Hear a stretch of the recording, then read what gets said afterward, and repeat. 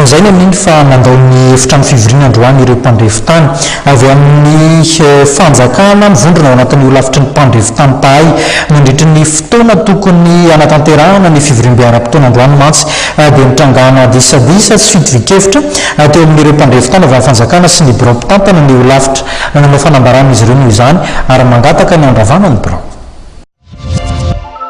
Raha nitapaky ny birao ny olo-lavitry ny mpandrevitany pahay eto Madagasikara dia tanterahina an'io sy rapitso ny assemblée générale ordinaire. Tonga tany daholo izay rehetra rehefa avy nanamafy antsoratra miaraka amilohan'ny fiantsona.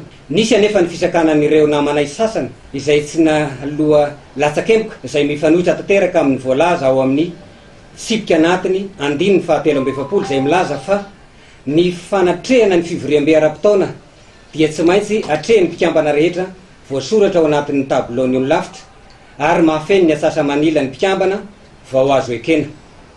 Ny zavatra hodininao ihany koa izay narosiny birao nasionaly dia mivaona amin'ny voalaza ao amin'ny 5/12 ny lalàna fa 1/12 ohatraohatra 5 nivoaka tamin'ny voalohan'ny volana aogositra 1/12 mahakasika ny olo-lavitra toy ny fampiofanana ataon'olo-kafa fanatrehan'olo-kafa akoatran'ny mpikambana. Nagagana ihany koa rehefa tonga teny atoerana izahay rehetra dia niantsona mpitandro ny filaminana izay everinay fa nandraisana anay ho toy ny mpanakorotana izay diso tanteraka izany. Marena etaona ihany koa fa ny assemblée générale toy izao dia natokana hanatanterahana dinikasa anaty ho an'ny mpikambana irery ihany fa tsy atrikasa fiofanana na délai de formation. Hita ihany koa fa tsy nanatanteraka izay notinapaka tany amin'ny fivoriam-be teo alohan'ny birao nasionaly amin'ny mahakasika ny toerana sy ny daty ivoriana araky ny fisipika anatin'ny fey ny olo-lavitra